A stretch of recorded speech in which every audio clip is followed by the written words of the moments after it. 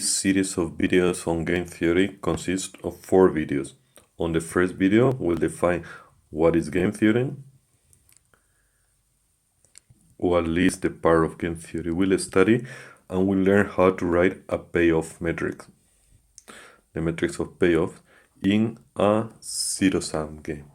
In the second video, we'll consider strategies, or rather dominant strategies, and how to simplify the payoff metrics.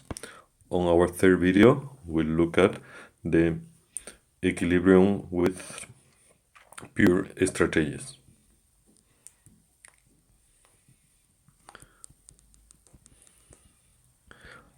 And we'll consider the minimax principle.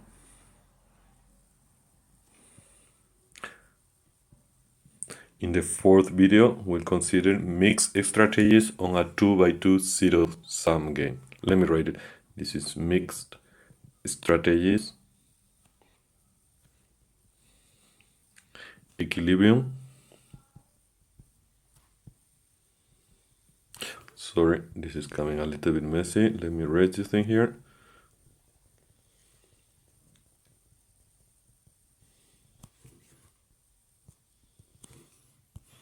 Equilibrium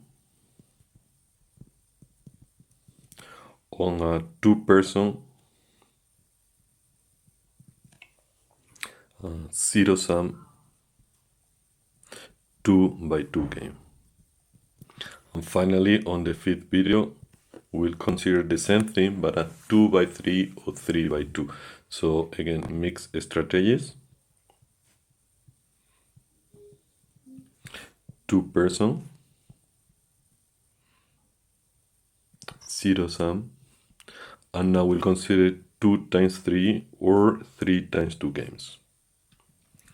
And finally, in the last video, we'll consider of two-person non-zero-sum games.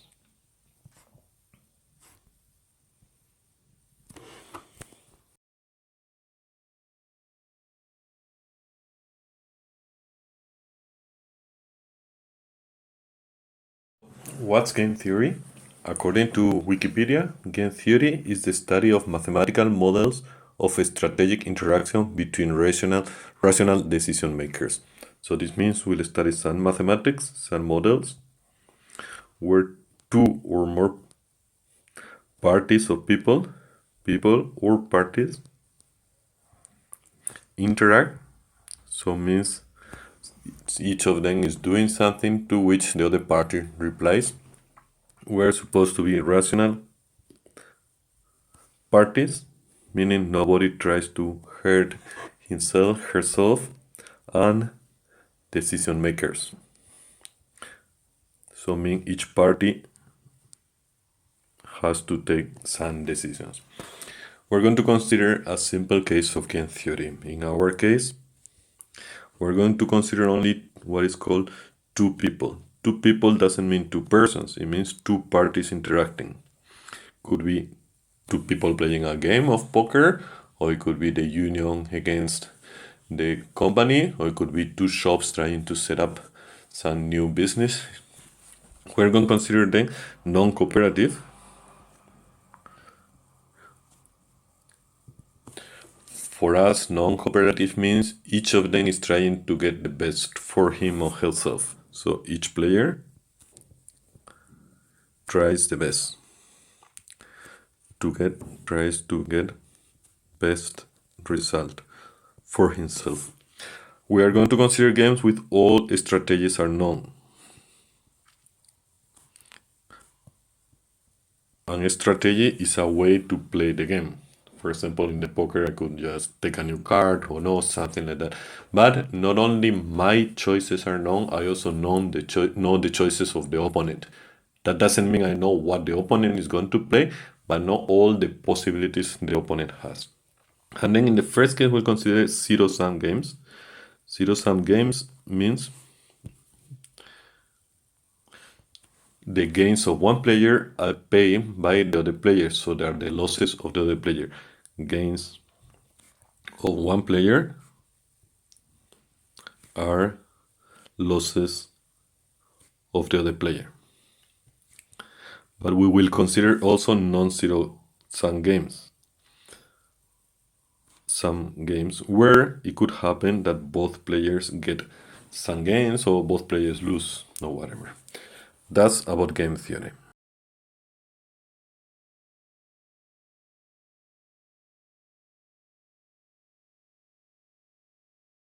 To study the payoff metrics, we consider common problem 155, which goes, as you can read, about a two-person game on which each player can show one or two fingers and has to guess how many fingers the other player will show.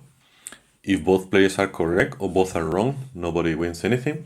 In case only one player being right, that player will get as many euros as total number of fingers shown, and he will get it from the other player. So what the winner gains is taken from the loser, so means a zero-sum game. So there are two players. Say player A, and we'll consider player B later. Let's look first at one of the players, player A. In this case, player A has to show fingers, so fingers shown, and fingers guessed with respect to the opponent. So he can show one or two, and he can guess that the opponent will show one or two. So there are four possible situations for player A. He shows one finger and says the other guy will show one, or shows one and says the other one will show two, or he shows two and says one, two, and two. You think about the second player, it has as many possibilities because the game is totally symmetric, and that will show in the metrics. So now we want to write a matrix that represents the gains of player A. So for how much player A will get in each situation. So these are gains for A. So we put the different options of A here, which is 1, 1, 1, 2, 2, 1, and 2, 2. A. B has the same option. This is a symmetric game, so we'll put the options of B here. If they were different, we would have to take the different options here. And this is B. And now we'll write on each of these entries how much. For example, how much A gains. For example, here, A says 1, 1. Means it will show one finger and guess one finger for B. And B is 1, 1. Same thing. So A has shown one finger and says that B will show one finger, which is correct. On the same way, B has shown one finger and say A will show one finger, which is correct. So none of the two gains anything because both are correct. So this is a 0. Now let's consider the next one, which is A player 1, 2, and B doing the 1, 1. The guess of A is that B will show two fingers, but B shows only one finger. So this is incorrect. And B has guessed one finger for A, which is correct, has shown one finger. So this guy is correct. The total number of fingers are 1 shown by A, 1 shown by B, 2. These 2 means 2 euros for B, so A loses 2 euros. A will lose 2 euros, so put minus 2. You continue in this way, you get the whole table.